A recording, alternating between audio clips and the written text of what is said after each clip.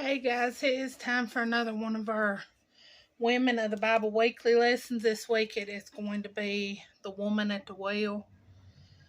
We are going to read from John chapter 4, verses 4 through 26. So, let's see. Alright. Chapter 4, 4 through, what did I say, 26? Yep. And he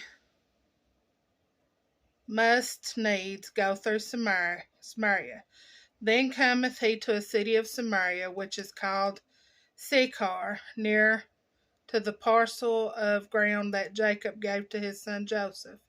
Now Jacob's well was there. Jesus, therefore, being wearied with his journey, sat thus at the well, and it was about the 6th hour. There cometh a woman of Samaria to draw water. Jesus saith unto her, Give me to drink, for his disciples were gone away unto the city to buy meat.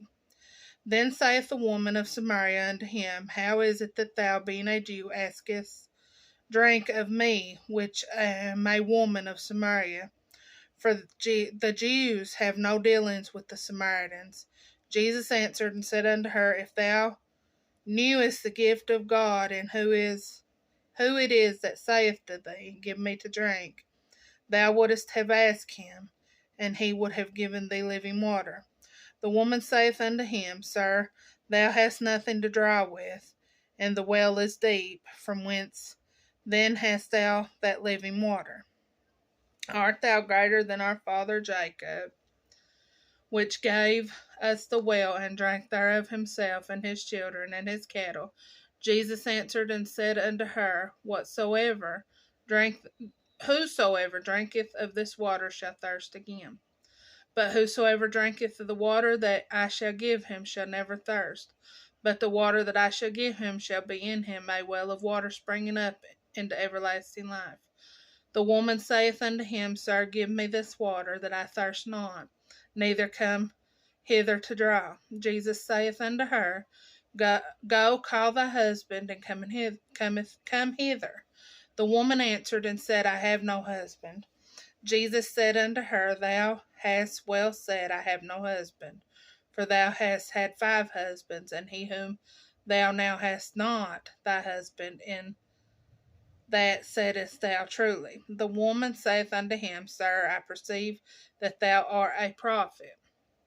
Our fathers worshipped in this mountain, and ye say that in Jerusalem is the place where men ought to worship.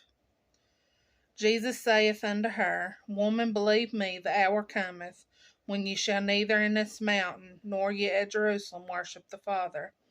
Ye worship ye know not what. We know what we worship, for salvation is of the Jews. But the hour cometh, and now is, when a true worshipper shall worship the Father in spirit and in truth, for the Father seeketh such to worship him. God is a spirit, and they that worship him must worship him in spirit and in truth. The woman saith unto him, I know that Messiah cometh, which is called Christ. When he is come, he will tell us He will tell us all things. Jesus saith unto her, I speak unto thee am he. Okay, and then I've got here to read the notes in the bottom part. Samaria was sandwiched in between Judea to the south of Galilee to the north. The Jews and the Samaritans had an extreme prejudice toward each other, dating back as far as 450 BC. They only had dealings as a last resort, and if time and resources allowed, would probably go out of their way to minimize contact with each other. Jesus' purpose in going through Samaria has to do with his broader mission. Going to the well was typically a task women did as a group. The fact that this woman goes alone says something about her reputation in the community. Jesus' request for a drink from her is a break in tradition for several reasons. In that day and time, men generally did not talk with women in public. Rabbis did not talk to women, and Jews did not talk with Samaritans. Jesus turns the tables with his response. At the beginning of the conversation, Jesus is thirsty, and the woman has source to quench his thirst. Now Jesus turns their talk to the fact that she is thirsty, and he has a source to quench her thirst. The Greek phrase translated living water refers to a well fed by an underground spring, one that always produces fresh water. Like Nicodemus, the woman misses a spiritual truth and responds instead to what she sees as a physical impossibility. The woman's response seems to be motivated by a desire for convenience. Would this living water keep her from having to walk out to the well each day? The woman's question about where people should worship seems to be a different track from the conversation up to this point. The Samaritans worshipped on Mount Gerizim, and the Jews worshipped in Jerusalem. Jesus responds to the woman's question with three truths. Number one, worship as she understands it will be rendered obsolete. Number two, salvation springs forth out of Judaism,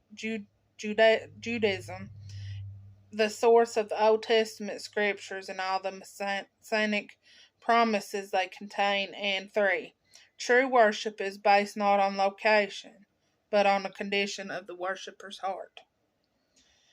The first person to whom Jesus declares his messiahship is a Samaritan, a woman, and a social outcast. Okay, let's see. It never mentions her name. It's just the Samaritan woman, the woman at the well. The story of the woman at the well demonstrates that Jesus comes to the least of us. He cares for us all. The Samaritan woman was considered inferior because of her sex, ethnicity, and relationship history. But none of that mattered to Jesus because he saw her need for salvation. It wasn't the water he came for. It was a woman at the well.